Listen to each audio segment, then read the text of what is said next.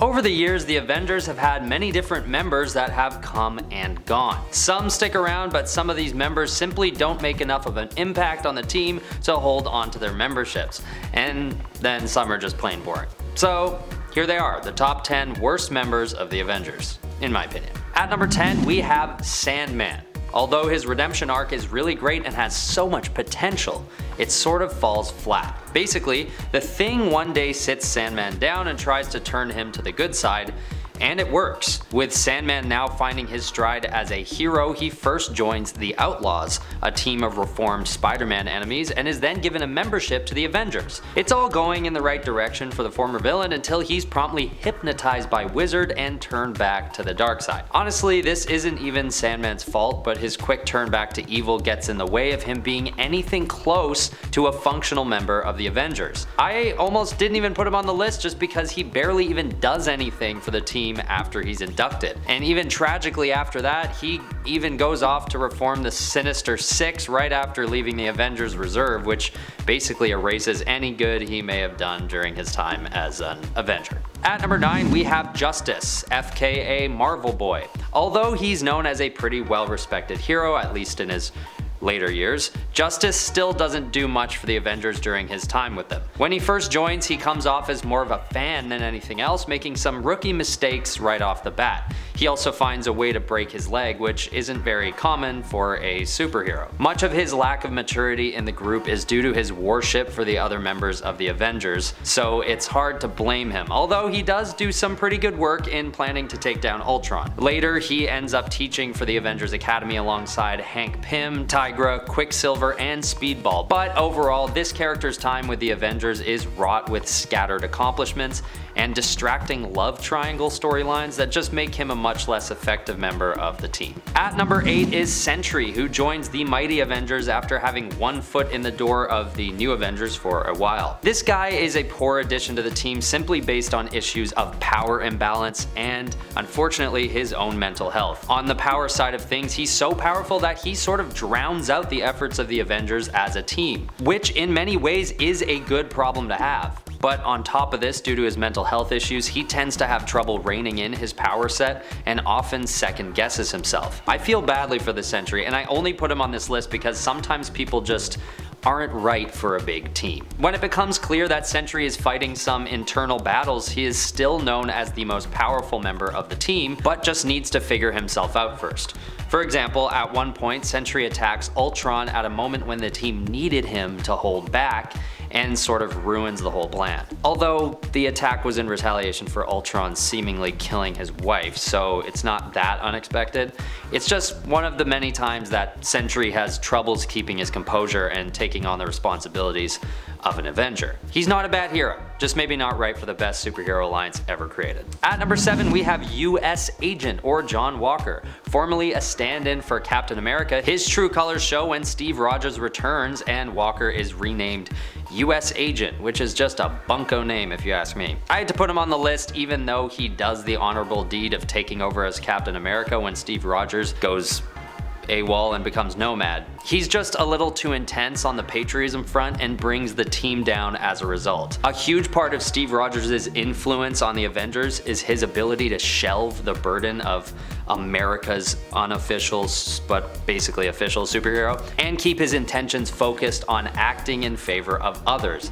He's able to put aside his pride and work for the team, whereas Walker does the opposite. He does work for the team, but it's a big lesson in the importance of good attitude because they have the same powers, but something about John Walker's suffocating patriotism and inherent arrogance that comes with it just proves that no one could do the job like Steve could. And once again, US Agent is just such a lame name to take on, unrelated. Especially after having gone as Captain America for a time, it's just, maybe I just feel badly for him in a way. At number 6, we have Swordsman. With the biggest accolade being that he trains Hawkeye, it's hard not to squeeze this guy onto the list. Basically, Swordsman starts off as a circus performer who is known for demonstrating his mastery with bladed weaponry. He was more of a showman than a superhero realistically, and also more of a villain than a superhero if we're being honest. After losing all his money due to his gambling addiction, he decides to steal from the carnival paymaster, and when a young Hawkeye chases him, Swordsman almost kills his own apprentice. And then fast forwarding, the way that he's eventually admitted into the Avengers is basically through fraud. He teams up with Mandarin and sends a fake message posing as Iron Man to the Avengers to allow himself into the group, and it works. Being a double agent for Mandarin, he later lures the Avengers into a bomb with the intention of blowing them up. Although he does try to dismantle it in a moment of regret, he's still dejected from the Avengers anyway. I think they just sensed he was screwing around with them. He then basically just falls back into a life of crime while picking up a drinking habit along the way, which isn't part of the reason I put him on the list. This is kind of sad. He's a very troubled character and just had some nasty intentions and tendencies. Not the most noble of the Avengers by any means. At number 5 we have Jack of Hearts. This guy is notoriously one of the worst Avengers because his most notable act as part of the team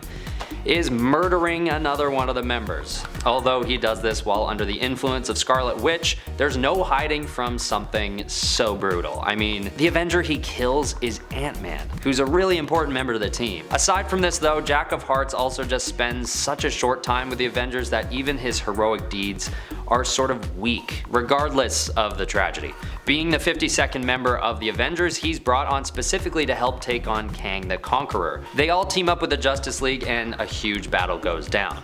And then promptly after this, Jack tragically decides he needs to end his own life for various reasons, taking a villain with him who had killed Ant-Man's daughter. But it's pretty ironic that the next time he makes an appearance, he blows himself up and takes Ant-Man with him. Just a messy run as an Avenger through and through. At number 4 we have Stingray. This guy isn't ever really a true member of the Avengers. He is officially, but he only seems to jump on as part of the group when they need him, like when they need access to his underwater hydro base or when an inverted Doctor Doom brings him on to rescue civilians from a river. He's sort of their fringe friend that they use for water-related issues. Could this be a case of lazy writing? Perhaps. But it seems more like he's not really a strong enough character to do much more than pop in and out of the scene when water gets involved. He also almost fights Iron Man due to a misunderstanding right when he joins the team, and even campaigns to have him removed from the Avengers, which is just an awful way to start. At number 3 is Star Fox. This guy is just a bad hero. He's not even really a hero. His powers are extremely problematic in that he can basically gain the love of a woman on command. But it's not really love because it's artificial and it only lasts for so long. So when he uses his powers, these women often wake up not knowing where they are or what they've done, which is naturally a pretty deplorable thing to inflict on a person with your powers. And he doesn't even seem to feel badly after it either. He just gets his clothes on and jumps out the window like, "See you later, good luck piecing together the last 12 hours. Otherwise known as Eros of Titan, this guy is actually Thanos' older brother, so this sort of explains the evil nature of his powers. At least in the comics they're kind of aware of his nasty nature, because the woman who he's used his powers on eventually come out and sue him because of what he does, which has to be a first for a superhero. I'm honestly just surprised that this dude even had a membership to the Avengers in the first place. He just kind of sucks. At number 2 is D-Man, or Demolition Man. This dude should never really have been brought on to join the Avengers. He's sort of just this unmotivated, scraggly guy with a horribly designed suit. He just steals Wolverine's and Daredevil's costumes and makes a tragic mashup of the two. His origins are that he's basically a wrestler that was given superhuman strength before befriending Captain America. When Cap needs to reform the Avengers, he thinks it's a good idea to bring on D-Man to join the team. But this choice is pretty obviously out of sympathy for the guy because he doesn't really do much when he does join. He's then sort of left behind and lost in time, becoming more and more unmotivated as the years go on,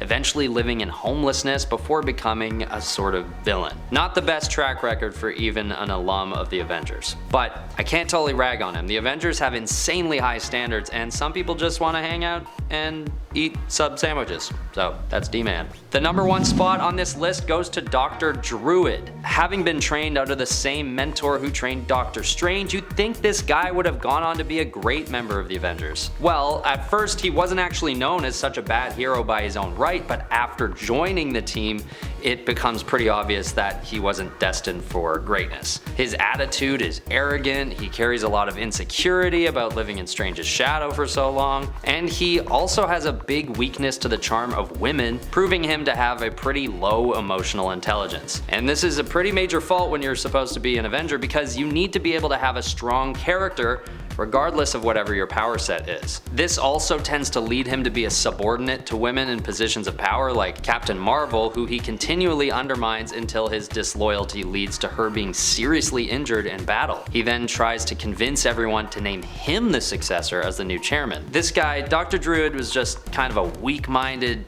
fool who was conniving and subordinate through and through. It's surprising he was ever brought on board with the Avengers, because he really proves himself to be one of their weakest links while he's there. So there you have it. If you like this video, hit it with a like and subscribe if you haven't already. Thanks for watching. This has been Top 10 Nerd, and I've been your host, Ben Ball. See you next time.